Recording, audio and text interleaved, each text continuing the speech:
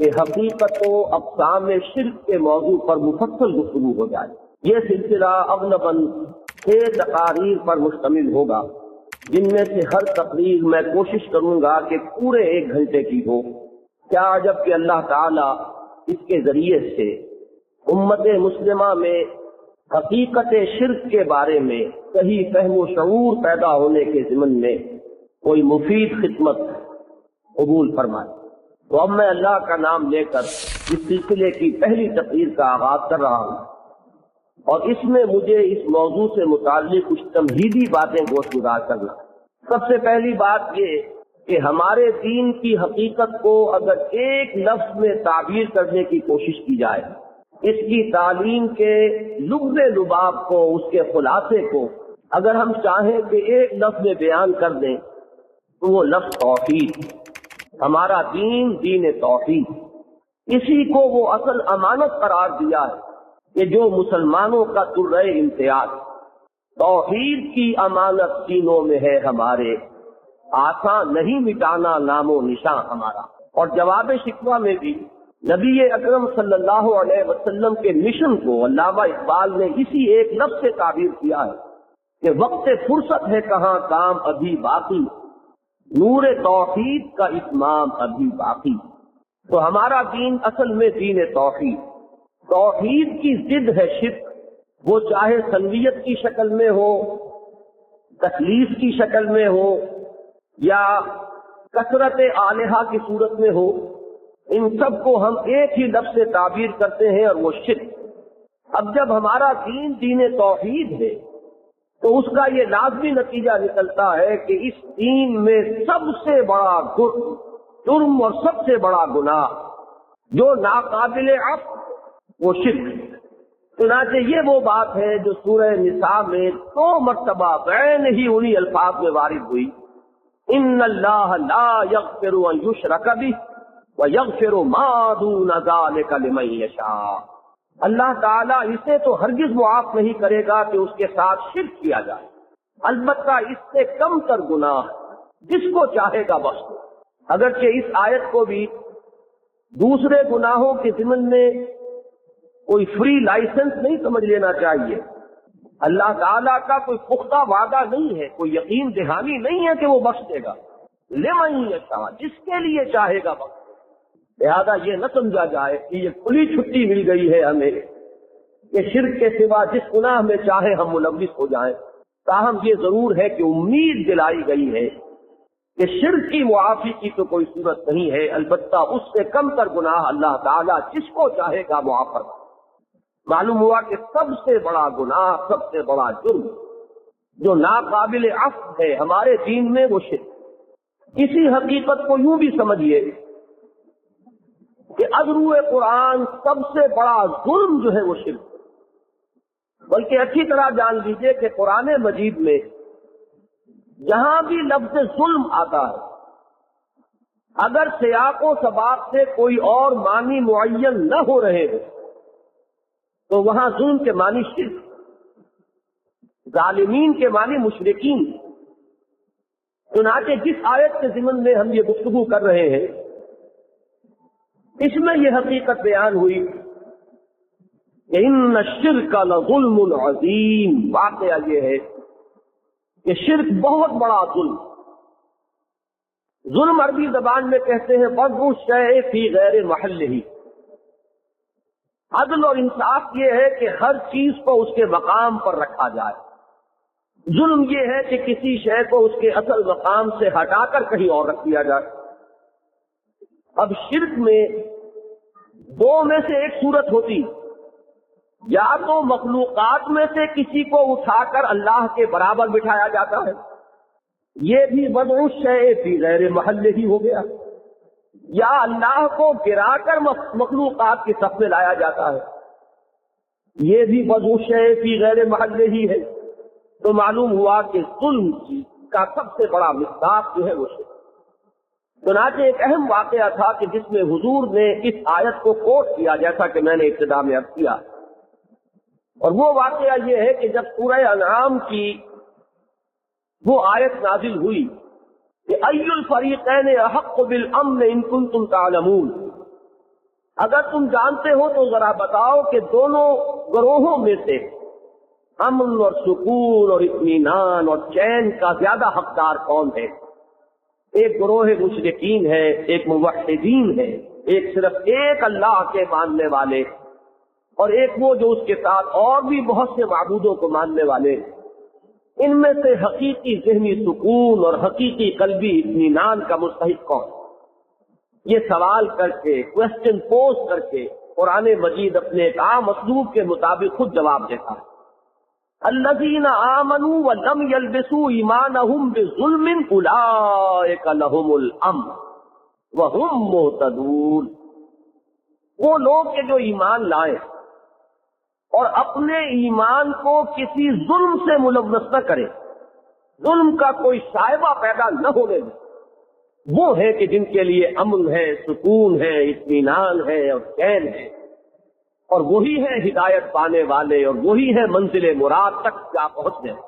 اس پر صحابہ کرام میں تشویش پیدا ہوئی کہ اگر اللہ تعالیٰ کے یہ وعدے مشروط ہیں کہ ایمان کے ساتھ ظلم کی قطعاً آمیزش نہ ہو، تو ایسا کون شخص ہوگا جو کسی نہ کسی درجے میں دوسروں پر یا اپنے اوپر ظلم نہ کرتا؟ انہوں نے اپنی تشویش کو ظاہر کیا نبی اکرم صلی اللہ علیہ وسلم کے سامنے کہ حضور ایسا شخص کون ہوگا جو ظلم سے بالکل بری ہے؟ آپ غور کیجئے کہ اگر آپ نے ایک لمحہ ضائع کیا، یہ بھی ظلم کیا اپنے اوپر، تو ظلم سے بالکل بری ہونا، ظلم سے بالکل پاک ہو جانا کس فرد بشر کے لیے ممکن؟ اس پر حضور نے تسلی دی کہ اس آیہ مبارکہ میں ظلم سے مراد شرک ہے، اور سورہ لقمان کی اسی آیت کو کوٹ کیا کہ تم نے یہ آیت نہیں پڑھی؟ وَإِذْ قَالَ لُقْمَانُ لِابْنِهِ وَهُوَ يَعِظُهُ يَا بُنَيَّ لَا تُشْرِكْ بِاللَّهِ إِنَّ الشِّرْكَ لَظُلْمٌ عَظِيمٌ۔ تو معنی یہ ہوئے کہ وہ لوگ جو ایمان لائے اس شان کے ساتھ کہ شرک کی کوئی آمیزش نہ رہے، وہ ہے کہ جو امن کے مستحق ہوں گے، اور وہی ہے کہ جو ہدایت پر ہے، اور وہی ہے کہ جو اپنی آخری منزل مراد تک پہنچ سکے۔ عمر صاحب کے سامنے رکھ رہا ہوں، جب ہمارا دین دین توحید ہے تو اس تصویر کا دوسرا رخ یہ ہوا کہ یہاں سب سے بڑا جرم شرک ہے، ناقابل معافی، سب سے بڑا ظلم شرک ہے۔ اب اس کے برعکس دیکھیے، قرآن مجید میں متعدد مقامات پر حضرت ابراہیم علی نبینا علیہ الصلوۃ والسلام کا ذکر آتا ہے۔ ان کی جلالت قدر، ان کا جو مقام و مرتبہ ہے، اس کا آپ کو اندازہ ہے کہ تین نسبتیں ہیں، اور تینوں نہایت بلند۔ اللہ کے ساتھ نسبت یہ ہے کہ خلیل اللہ ہے، یہ خلت الہی کا جو مقام ہے، اچھی طرح نوٹ کر لیجئے۔ اس کی عظمت شاید اس وقت ظاہر ہوگی جب میں یہ حقیقت آپ کے سامنے رکھوں کہ ہمارے نبی کریم صلی اللہ علیہ وسلم نے یہ فرمایا کہ میرا خلیل صرف اللہ۔ کوئی فرد نوع بشر حتیٰ کہ ابو بکر صدیق بھی خلت محمدی کے مقام پر فائز نہیں۔ لو كنت متخذا خلیلا لاتخذت ابا بکر خلیلا، اگر میں کسی کو اپنا خلیل بناتا تو ابو بکر کو خلیل بناتا۔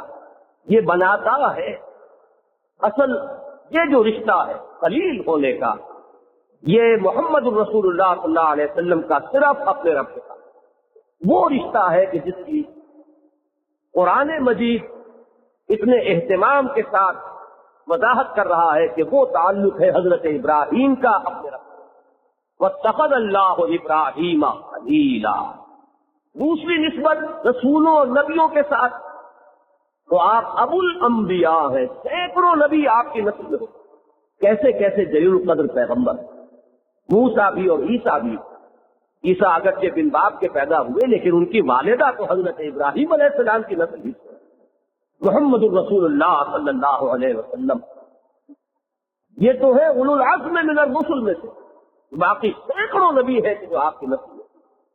تو ابو الانبیاء، اور پوری نوع انسانی کے لیے امام الناس۔ وَإِذِ ابْتَلَىٰ إِبْرَاهِيمَ رَبُّهُ بِكَلِمَاتٍ فَأَتَمَّهُنَّ قَالَ إِنِّي جَاعِلُكَ لِلنَّاسِ إِمَامًا۔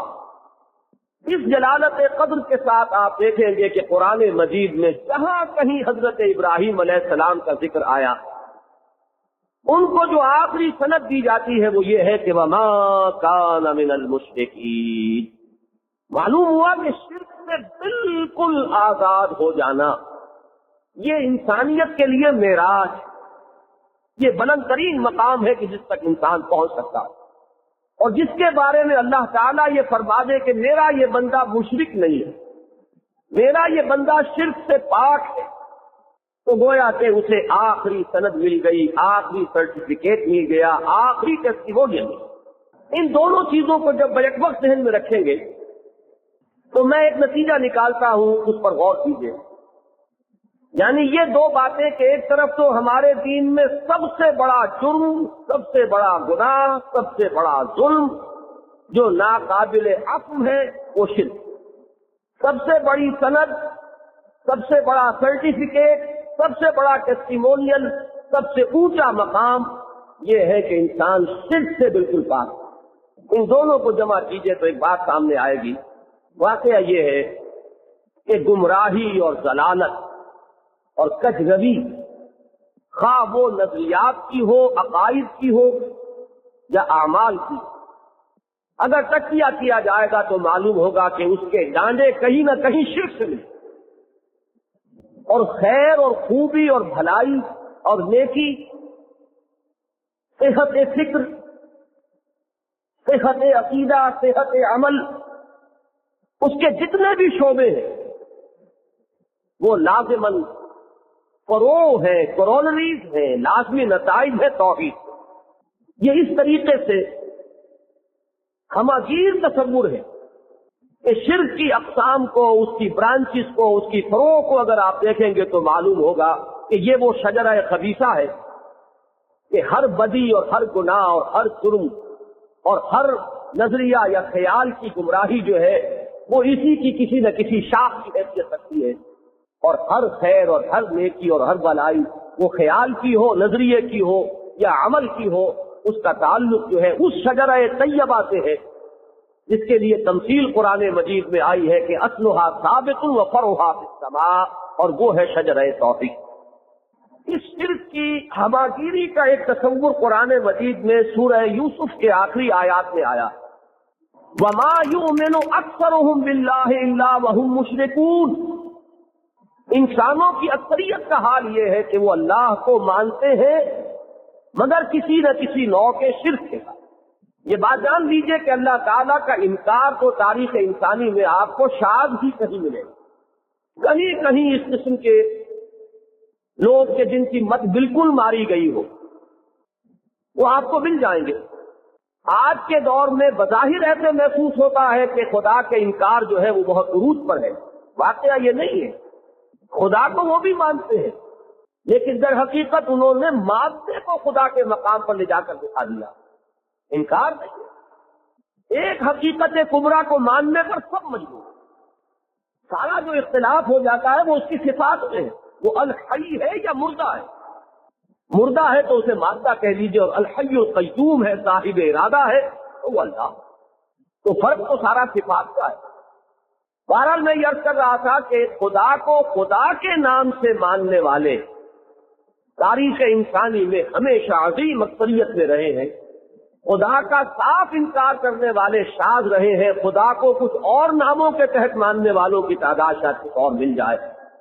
لیکن جو سب سے بڑی گمراہی ہمیشہ رہی ہے وہ یہ ہے کہ ایک خدا کو ماننے کے ساتھ ساتھ کچھ اور خداؤں کو مانا گیا، ان کو تسلیم کیا گیا، کسی نوع کے شرک کی آمیزش کر لی گئی اس ایمان کے ساتھ۔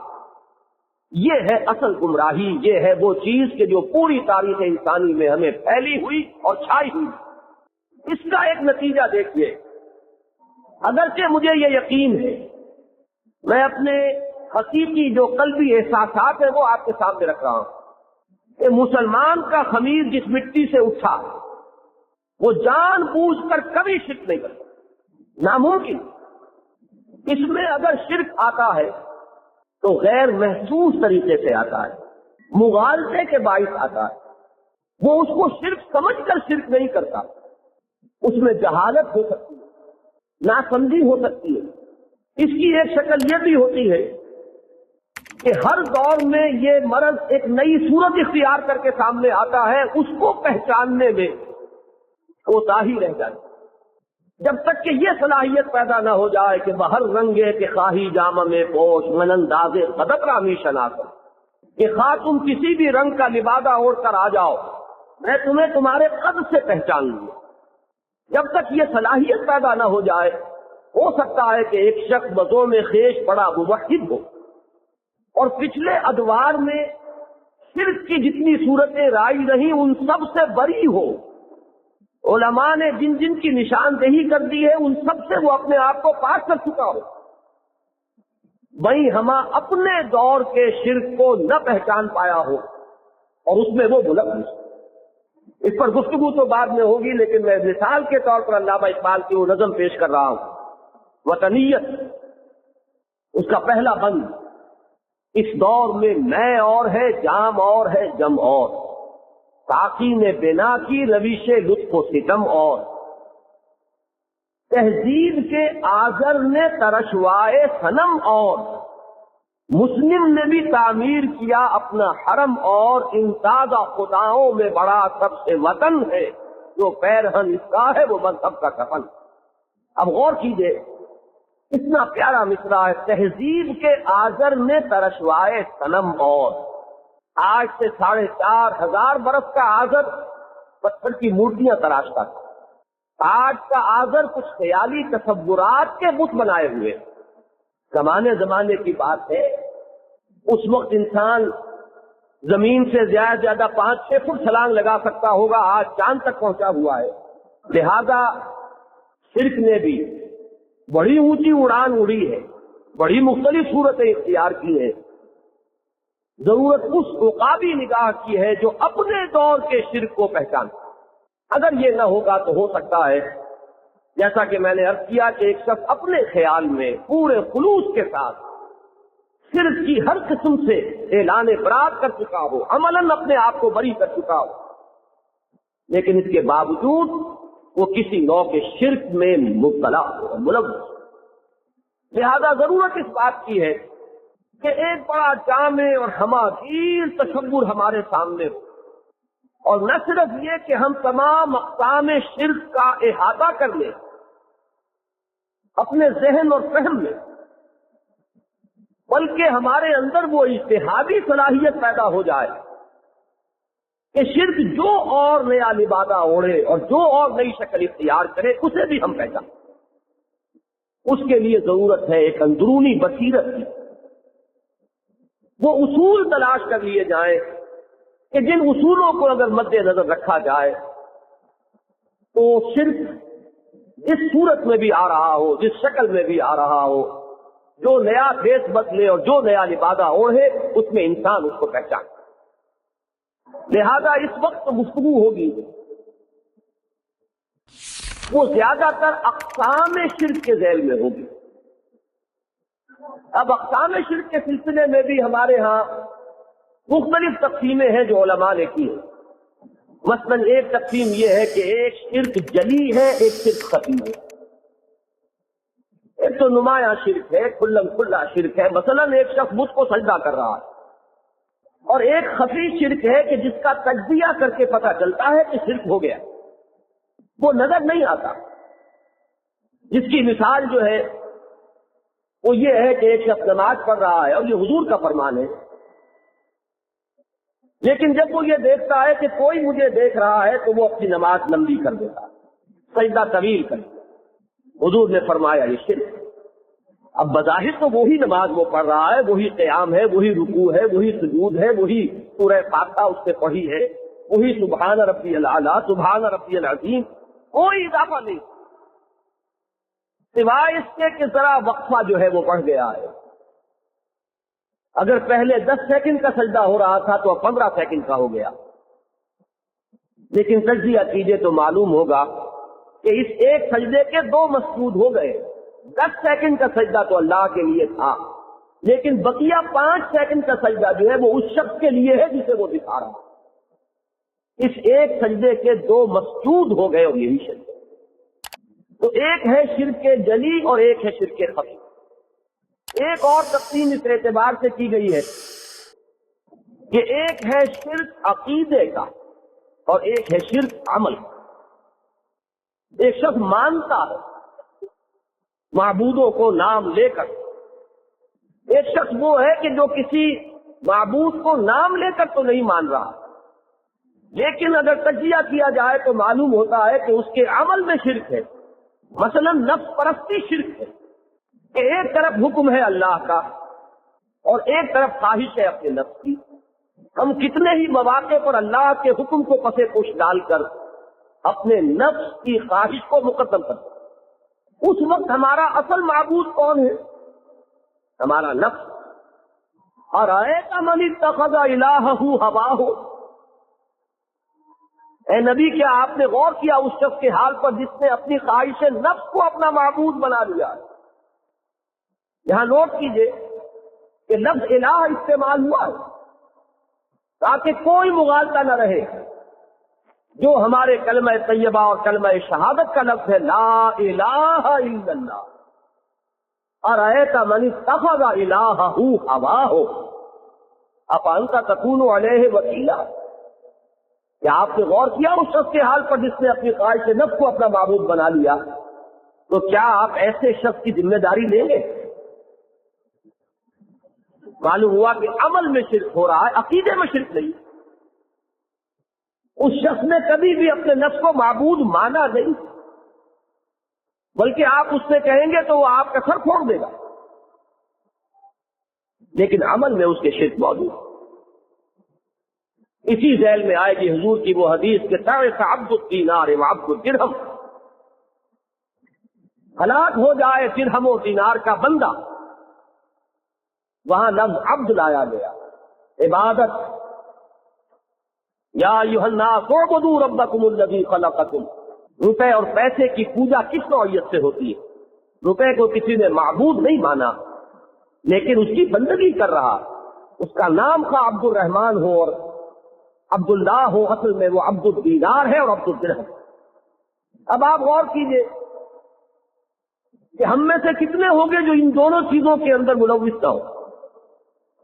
اگر کوئی 70% اللہ کے احکام مان رہا ہے تو 30% میں کوتاہی ہے۔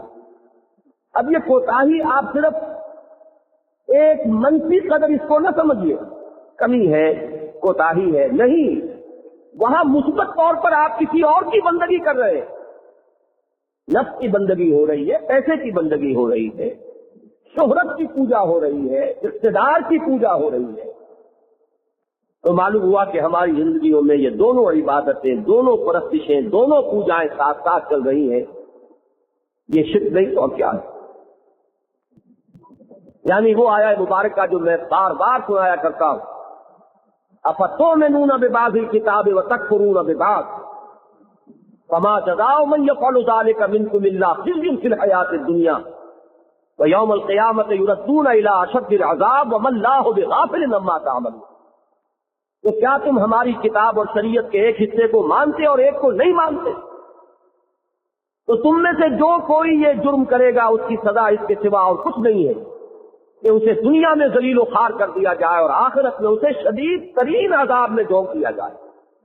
اب یہ شدید ترین عذاب کے الفاظ جو اشد العذاب، اس پر غور کیجیے تو بات سمجھ میں آ جائے گی کہ یہ شرک ہے، یہ وہ جرم ہے کہ جس کے بارے میں اللہ نے فرما دیا کہ اس کی بخشش کا کوئی سبب نہیں۔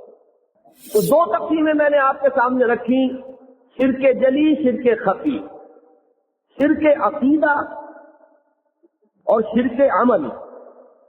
امام ابن تیمیہ رحمۃ اللہ علیہ کا بڑا اونچا مقام ہے ان مباحث میں، ان کی اصطلاحات بھی آپ کو سنا دوں۔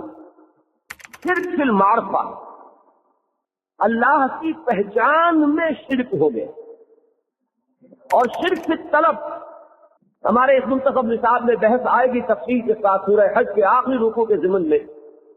ضعف الطالب والمطلوب، ہر انسان کی زندگی کا آپ تجزیہ کریں گے تو آپ کو ملے گا کہ وہ کسی مقصود اور مطلوب کو معین کر کے دوڑ رہا ہے۔ مقصود اور مطلوب کے درجے میں توحید کا تقاضا یہ ہے کہ سوائے اللہ کے اور کوئی نہ ہو۔ یہ لا الہ الا اللہ جو ہے اس اعتبار سے اس کا مفہوم ہے لا مقصود الا اللہ، لا مطلوب الا اللہ، لا محبوب الا اللہ۔ اگر مقصود اور مطلوب اور محبوب ہونے کے اعتبار سے کوئی اور اللہ کے برابر ہو گیا تو یہی تو شرک ہے۔ بتوں سے تجھ کو امیدیں، خدا سے نو امیدی، مجھے بتا تو صحیح اور کافری کیا ہے۔ تو یہاں ان دو اصطلاحات میں جمع کیا ہے امام ابن تیمیہ رحمۃ اللہ علیہ نے شرک کی بحث کو کہ شرک فی المعرفہ، اللہ کے پہچان میں کوئی کمی ہے، اس کی ذات و صفات کے ضمن میں کہیں کسی کو لا کر اس کا تاجی ہم اللہ بنا دیا گیا، یہ معرفت خداوندی میں شرک ہے۔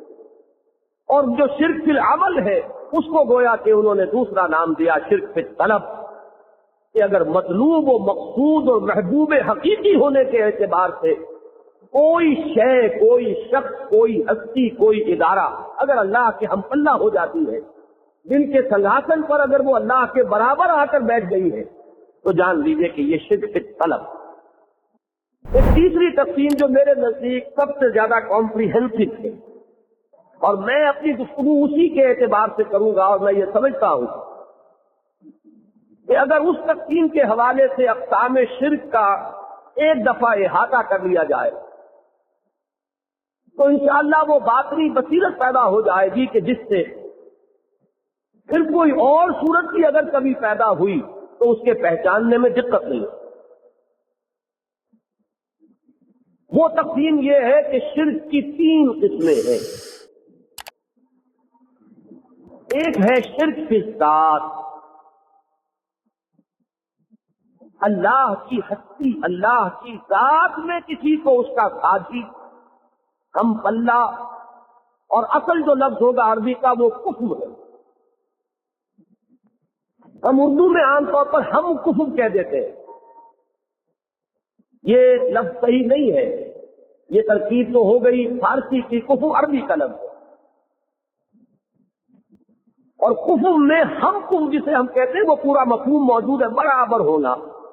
یہ شادی کے معاملے میں یہ لفظ بہت استعمال ہوتا تھا، آج کل تو یہ چیزیں بہت حد تک ذہنوں سے اوجھل ہوتی جا رہی ہے کہ شادی کفر میں ہونی چاہیے، یعنی برابری کے ہونا چاہیے معاملہ، وہ مختلف اعتبارات سے دیکھا جانا چاہیے تاکہ انمل بے جوڑ والی بات نہ ہو جائے، عدم موافقت نہ ہو، ماحول کچھ ایک جیسا ہی ہو جس میں لڑکا اور لڑکی پلے ہو، کچھ تقریباً ایک طرح کی سطح پر انہوں نے زندگی بسر کی ہو، اسی کی عادت ہو، کہیں بہت زیادہ فرق جو ہے وہ اس کے نباہ میں کہیں رکاوٹ نہ بن جائے، یہ معاملہ حکمت میں سے اس لفظ کفر کو ذہن میں لائیے، کسی کو اللہ کا کفر بنا دے، یہ ہے شرک فی الذات، اور یہ بدترین شرک ہے، عریاں ترین شرک ہے، گھناؤنا ترین شرک، جس پر اللہ تعالیٰ کا غضب بہت ہے۔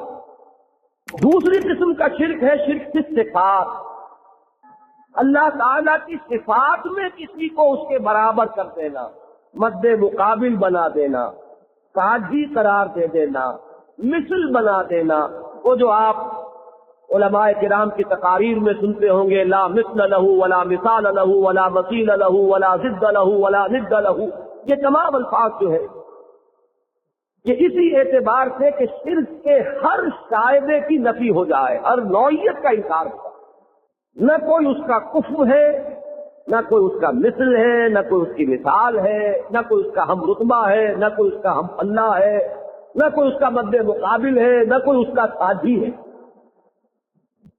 تو صفات میں برابر کر دینا کسی بھی پہلو سے یہ شرک کے صفات ہے، اور میں پیشگی طور پر یہ عرض کر دوں کہ یہ بڑا لطیف سا معاملہ ہے، اس میں ایک علمی مسئلہ انوالو ہے، چند ایسی لطیف باتیں ہیں کہ اگر مد نظر نہ رہے تو بڑی آسانی سے انسان کا قدم جو ہے وہ توحید کی شاہراہ سے ہٹ کر شرک کے کسی راستے پر پڑ سکتا۔ اس میں مغالطہ بے شعوری طور پر، بلکہ میں آپ سے کہوں گا کہ خلوص کے ساتھ بھی ہو، ہوشدار کے رہبر دمے تیغس قدم والا معاملہ جو ہے وہ اس نوع کے شرک، جیسے کہ وہ کہا جاتا ہے پل صراط کے بارے میں کہ وہ بال سے زیادہ باریک اور تلوار کی دھار سے زیادہ تیز ہے، ایسا ہی معاملہ شرک اتفاق کا ہے. اس کے چند جو اہم اور موٹے جو مسائل ہیں ان پر جب گفتگو ہوگی تو یہ حقیقت واضح ہوگی. اور انشاءاللہ بہت سے اپنے جو ہمارے ہاں عقائد کے ضمن میں پڑے ہوئے ہیں اور جس کی وجہ سے بڑی کھینچتان ہے اور بڑی کشمکش ہے اور رسا کشی ہے، آپ کو الجبرا کے فارمولوں کی طرح کی وہ بات جو ہے ہاتھ میں آ جائے گی کہ جس کے بعد وہ تمام عقدے حل ہوتے ہیں. تیسرا شرک ہے شرک فی الحقوق، اللہ کے حقوق میں اس کے ساتھ شرک کرنا، کسی کو اس کا ساجی یا اس کے برابر.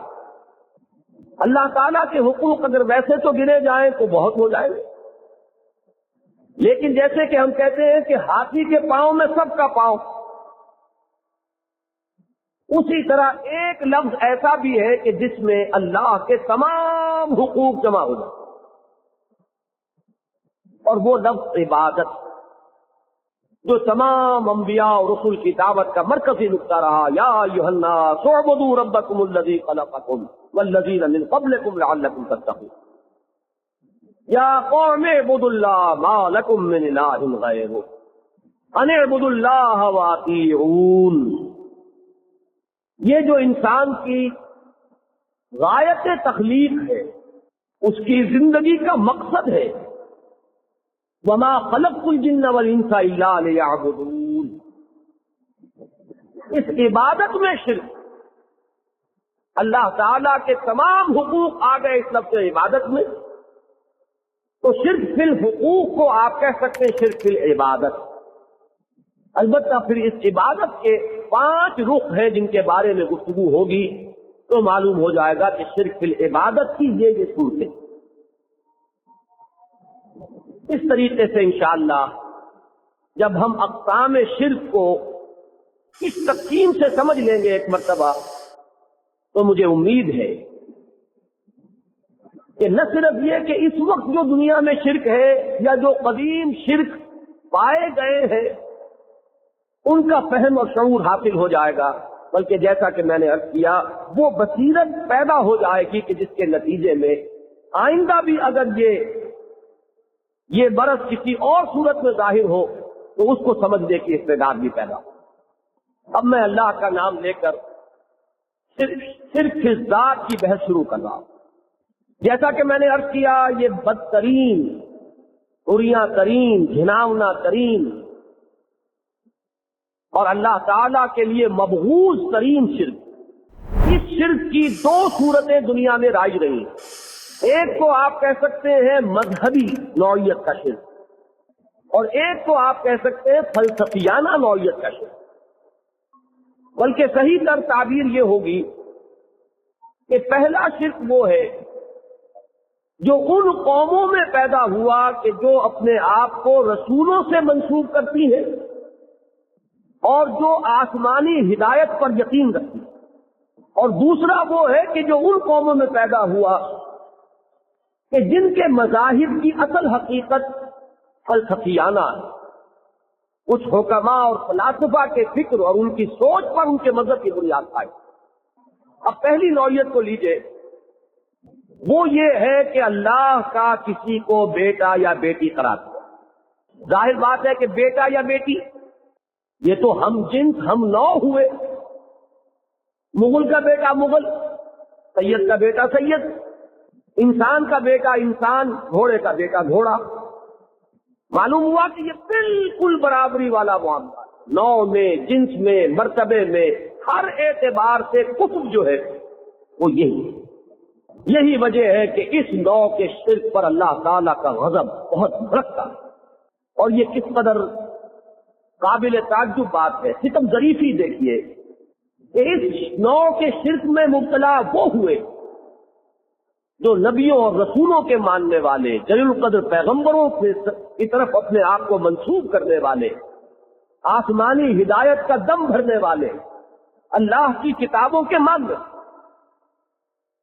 چنانچہ ایک طرف تو لیجئے کہ مشرکین عرب جو اپنے آپ کو منسوب کرتے تھے اس موحد اعظم حضرت ابراہیم علی نبینا علیہ الصلوۃ والسلام کی طرف، جن کا دعویٰ یہ تھا کہ ہم حنیفی ہیں، یعنی دین حنیف پر ہے، وہی دین حنیف جو دین کے حضرت ابراہیم کا تھا، ان کا حال یہ تھا کہ انہوں نے فرشتوں کو خدا کی بیٹیاں قرار دیا۔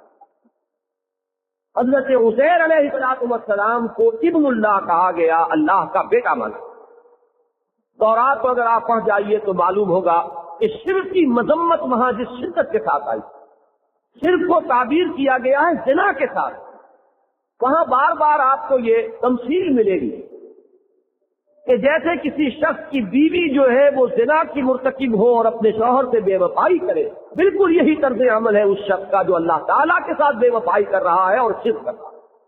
جہاں حضرت موسیٰ علیہ السلام نے شرک کی سزا کے طور پر وہ ارتداد کا قتل جو یہاں ہمارے ہاں مابہم نزاع بنا ہوا ہے، ہزاروں اسرائیلیوں کو تحت کیا، لیکن اسی قوم میں یہ شرک پیدا ہوا کہ انہوں نے حضرت عزیر علیہ السلام کو خدا کا بیٹا کہا، اور یہ مرض اپنی انتہا کو پہنچا ہے، یہ گمراہی اپنے نقطۂ عروج کو پہنچی ہے۔ عیسائیوں کے ہاں جنہوں نے حضرت مسیح علیہ السلام کو خدا کا بیٹا قرار دیا، یہودیوں میں تو وہ ایک دور بھی تھا اور ان کے کچھ فرقے تھے جنہوں نے ایسا کیا، مسیحیت کل کی کل جو ہے وہ اسی عقیدے پر مبنی، اور انہوں نے تو غلو کیا ہے اس درجے کہ انہوں نے صراحت کی ہے کہ اللہ کا صلبی بیٹا، لفظ ولد استعمال ہے۔ یہاں یہ ذہن میں رکھیے کہ ابن کے لفظ میں دو احتمالات ہیں۔ ابن عربی زبان میں کسی تعلق اور نسبت کو بھی ظاہر کرتا ہے، ضرورت نہیں کہ وہ باپ اور بیٹے ہی کی نسبت ہو۔ مثلا آپ ابن الوقت کہتے ہیں، وہ وقت کا بیٹا نہیں، یعنی جس کا بندھن، جس کا تعلق جو ہے وقت سے ہے، وقت وقت کی بات ہے، مرد باد نما ہے، ہوا ادھر کی چل رہی ہو تو ادھر کو اس کا رخ ہے، ادھر کی چل پڑے تو ادھر کو رخ ہو جائے گا، وہ ابن الوقت۔ ابن السبیل کہتے ہیں، راستہ چلنے والا مسافر، راستے کا بیٹا نہیں لیکن راستے کے ساتھ جڑا ہوا ہے، چلا جا رہا ہے۔ تو ابن کا لفظ جو ہے وہ ذو معنیین ہے، اس میں احتمال ہے، اور اسی معنی میں اصل میں حضرت مسیح علیہ السلام نے، جہاں تک اناجیل اربعہ کا تعلق ہے اس کا اگر ہم مطالعہ کریں تو معلوم ہوتا ہے کہ وہ اس معنی میں لفظ استعمال کرتے رہے بطور استعارہ، کہ جیسے ابھی میں نے بتایا کہ تورات میں آپ کو شرک کے لیے زنا کی تمثیل ملی، کہ جیسے بیوی جو ہے اپنے شوہر سے بے وفائی کرتی ہے زنا کا ارتکاب کر کے، اسی طرح ایک شخص اپنے رب سے بے وفائی کا مرتکب ہو رہا ہے شرک کر کے۔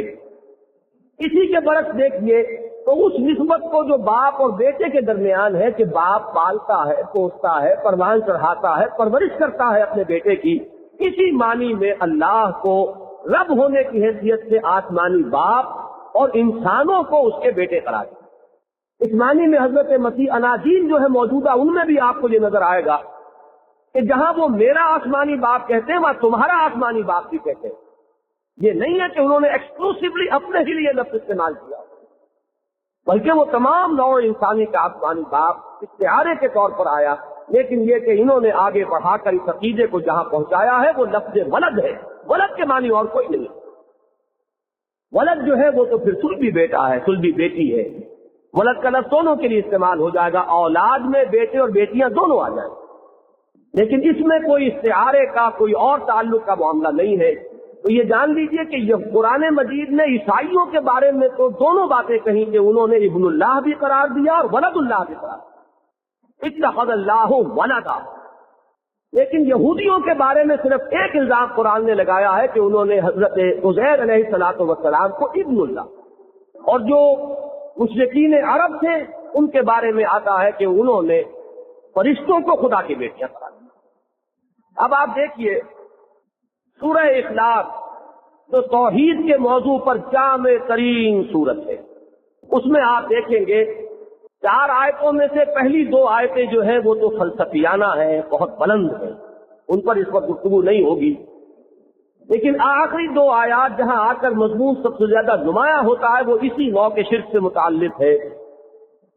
قل هو اللہ احد اللہ الصمد، یہ تو 2 آیات وہ ہیں جو میں نے عرض کیا، بہت بلند پایا فلسفیانہ مفہوم کی حامل۔ لم یلد ولم یولد ولم یکن لہ کفوا احد، یہ 2 آیات ہیں جو اس نوع کے شرک کی نفی کر رہی ہے۔ نہ اس نے جنا نہ وہ جنا گیا، ان تمام رشتوں سے وہ بالکل پاک ہے، نہ کوئی اس کا باپ ہے، نہ اس کی ماں ہے، نہ کوئی اس کا بیٹا ہے، نہ اس کی کوئی بیٹی ہے۔ اور پھر جو اس کا مفہوم بیان کیا گیا، جو نتیجہ نکالا گیا، وَلَمْ يَكُنْ لَهُ كُفُوًا أَحَدٌ، اس کا کفو کوئی نہیں، اس کا برابر کا کوئی نہیں ہے، اس کا ہم پلہ کوئی نہیں ہے، اس کا ہم جنس کوئی نہیں ہے، اس کی نوع کا کوئی نہیں ہے۔ یہ اس اعتبار سے جو نفی ہو رہی ہے وہ سورہ بنی اسرائیل کی آخری آیت جو شرک پر بڑی جامع آیت، اس میں 4 اسلوب اختیار کیے گئے شرک کی نفی کے، اس میں سب سے پہلا یہی ہے وَقُلِ الْحَمْدُ لِلَّهِ الَّذِي لَمْ يَتَّخِذْ وَلَدًا وَلَمْ يَكُنْ لَهُ شَرِيكٌ فِي الْمُلْكِ وَلَمْ يَكُنْ لَهُ وَلِيٌّ مِّنَ الذُّلِّ وَكَبِّرْهُ تَكْبِيرًا۔ سورہ بنی اسرائیل کے فوراً بعد شروع ہوتی ہے سورہ کہف، دونوں یہ صورتیں جڑواں بھی ہیں اور حکمت قرآنی کے سب سے بڑے خزانے، اور قرآن مجید کے بالکل وسط میں ہیں بھی بالکل برابر، ایک کی آیات 111 اور ایک کی 110، اس کے رکوع بھی 12 اور اس کے رکوع بھی 12۔ سورہ کہف کے پہلے رکوع میں ذکر ہو رہا ہے وَيُنذِرَ الَّذِينَ قَالُوا اتَّخَذَ اللَّهُ وَلَدًا مَا لَهُم بِهِ مِنْ عِلْمٍ وَلَا لِآبَائِهِمْ كَبُرَتْ كَلِمَةً تَخْرُجُ مِنْ أَفْوَاهِهِمْ إِنْ يَقُولُونَ إِلَّا كَذِبًا۔ یہ قرآن اس لیے نازل کیا اپنے بندے پر صلی اللہ علیہ وسلم کہ وہ تنبیہ کر دیں، متنبہ فرما دیں، وارن کر دیں ان کو جنہوں نے یہ کہا کہ اللہ نے کسی کو بیٹا بنایا، ان کے پاس اس سمجھ میں کوئی علم نہیں ہے، وہ جو کچھ اپنی زبان سے نکال رہے ہیں وہ جھوٹ۔ یہ جو انداز ہے اللہ کے غیظ اور غضب کا، یہ اپنے پورے نقطۂ عروج کو پہنچ جاتا ہے اگلی صورت میں، وہ سورہ مریم ہے، اس کے آخری رکوع میں یہ مضمون جو ہے اللہ کا غضب اس نوع کے شرک پر جس طرح بھڑکتا ہے وہ اپنی انتہا کو پہنچا ہوا ہے۔ وَقَالُوا اتَّخَذَ الرَّحْمَٰنُ وَلَدًا لَقَدْ جِئْتُمْ شَيْئًا إِدًّا تَكَادُ السَّمَاوَاتُ يَتَفَطَّرْنَ مِنْهُ وَتَنشَقُّ الْأَرْضُ وَتَخِرُّ الْجِبَالُ هَدًّا أَن دَعَوْا لِلرَّحْمَٰنِ وَلَدًا وَمَا يَنبَغِي لِلرَّحْمَٰنِ أَن يَتَّخِذَ وَلَدًا۔ ذرا یہاں کا زور، ذرا سا بھی جو عبارت کے تیور کو پہچانتے ہو، لہجے کے فرق کو جانتے ہو، وہ سمجھ سکتے ہیں کہ یہاں اللہ کا غضب کس طرح بڑھتا۔ انہوں نے یہ کہا کہ رحمان نے کسی کو بیٹا بنایا ہے۔ تم ایک بڑی بھاری بات کر رہے ہو، تم بڑی جسارت کا معاملہ کر رہے ہو، بڑی ڈھٹائی کا معاملہ کر رہے ہو۔ یہ اس درجے کی جسارت اور ڈھٹائی ہے کہ آسمان پھٹ پڑنے کو ہے، زمین شق ہونے کو ہے، اور پہاڑ ایک دھماکے کے ساتھ گر پڑنے کو ہے کہ انہوں نے رحمان کے لیے بیٹا بنا دیا، حالانکہ رحمان کے تو یہ شایان شان ہی نہیں ہے کہ وہ کسی کو بیٹا بنا۔ یہ جو آخری ٹکڑا ہے یہ بہت قابل غور ہے، شایان شان نہ ہونے کی وجہ کیا ہے؟ بڑی سادہ سی بات ہے، لیکن پیش پا سادہ حقائق جو ہوتے ہیں وہ بسا اوقات نگاہوں سے اوجھل ہو جاتے ہیں۔ یہ اولاد کی ضرورت اصل میں ہوتی ہے اس لیے کہ کوئی ہستی خود فانی، اگر آپ کا بقا جو ہے وہ انشورڈ ہو، آپ کو رہنا ہی رہنا ہے ہمیشہ، آپ کسی اولاد کی ضرورت ہے۔ یہ بقائے نو اور بقائے نسل کے لیے اولاد ہے۔ جو فانی ہے وہ یہ محسوس کرتا ہے کہ میری اولاد کی شکل میں میری ہستی کا ایک تسلسل برقرار رہے گا، اس لیے تو روتے ہیں وہ جن کے اولاد نہیں، خاص طور پر اولاد نبینہ نہیں کہ ہمارا نام مٹ جائے گا۔ یہی تانا تو دیا گیا تھا محمد رسول اللہ صلی اللہ علیہ وسلم کو کہ ان کی کوئی اولاد نرینہ نہیں، ان کا نام ختم ہو جائے گا، یہ تو ابتر ہے۔ اس کے جواب میں وہ سورہ مبارکہ اتری اِنَّا أَعْطَيْنَاكَ الْكَوْثَرَ فَصَلِّ لِرَبِّكَ وَانْحَرْ إِنَّ شَانِئَكَ هُوَ الْأَبْتَرُ۔ تو اللہ تعالیٰ تو خود دائم ہے، قائم ہے، باقی ہے، الحی القیوم۔ ظاہر بات ہے کہ اس کے ساتھ کو تصور ہی کوئی نہیں ہو سکتا کہ اسے بھی کسی اولاد کی احتیاج ہو، اس لیے تو ضرورت اصل میں ہے ان کے لیے جو فی نفس ہی بذات ہی جو فانی ہے، انہیں ضرورت پڑا۔ وما ينبغي للرحمن ان يتخذ ولدا، رحمان کے تو یہ شایان شان ہی نہیں ہے کہ وہ کسی کو اپنا بیٹا۔ سورہ انعام کی بڑی پیاری آیت ہے بدیع السماوات والارض انا يكون له ولد ولم تكن صاحبہ۔ بیٹا یا بیٹی مانو گے تو پہلے اس کے لیے کوئی بیوی مانو. عجیب بات یہ ہے کہ کوئی بھی بیوی ماننے کو تیار نہیں ہے. تو کیسے اس کی اولاد ہو جائے گی؟ وہ تو بدیع ہے. بدیع کے دونوں مفہوم یہاں ذہن میں رکھیے. ایک مبدع جس میں فاعل سے اس میں یہ صفت بنا ہو فعیل کے بدل پر، یعنی کائنات کو ایکس نہیلو کریٹ کرنے والا، کہ عدم محض سے وجود بخشنے والا، وہ ہے وہ بدیع. اور ایک بدیع کا لفظ استعمال ہوتا ہے بدائے و صنائے. بدیع چیز انوکھی، بے مثل. یہاں اللہ تعالیٰ کی وہ شان بھی ظاہر ہو رہی، وہ مثل ہے، وہ بالکل انوکھا ہے اپنے ذات میں. اس کی کوئی بیوی نہیں، کوئی صاحبہ نہیں، اس کی اولاد کہاں سے ہو جائے گی؟ بدیع السماوات والارض انا یکون لہ ولد ولم تکن لہ صاحبہ. اس ضمن میں قرآن مجید میں مشرکین عرب کے ذکر میں کچھ لطیف طنز بھی کیے ہیں کہ عیسائیوں اور یہودیوں نے اللہ کو بیٹے دیے بزوں میں خیش، لیکن تم نے کمال کیا کہ الاٹ بھی کیے تو بیٹیاں تھیں. افاصفاکم ربکم بالبنین واتخذ من الملائکۃ اناثا انکم لتقولون قولا عظیما. یہ وہی سورہ بنی اسرائیل. یہ بڑی عجیب بات ہے کہ اللہ نے تمہیں تو ترجیح دے دی ہے کہ بیٹے تمہیں عطا کر دیے اور خود اپنے لیے اس سے بیٹیاں رکھی. تم بڑی بھاری بات اپنی زبان سے نکال کر. سورہ النجم میں فرمایا الکم الذکر ولہ الانثی تلک اذا قسمۃ ضیزی. کیا تمہارے لیے بیٹے اور اس کے لیے بیٹیاں؟ یہ تقسیم تو بڑی ہی غیر منصفانہ ہے. تم نے اسے الاٹ بھی کی ہے تو بیٹیاں تھیں. یہی بات سورہ صافات کے اس آخری حصے میں جو انشاءاللہ کل ہم پڑھیں گے. اصطفی البنات علی البنین ما لکم کیف تحکمون. کیا اللہ نے بیٹوں کو چھوڑ کر اپنے لیے بیٹیاں اختیار کر لی؟ کیا بات کر رہے ہو؟ کچھ عقل سے.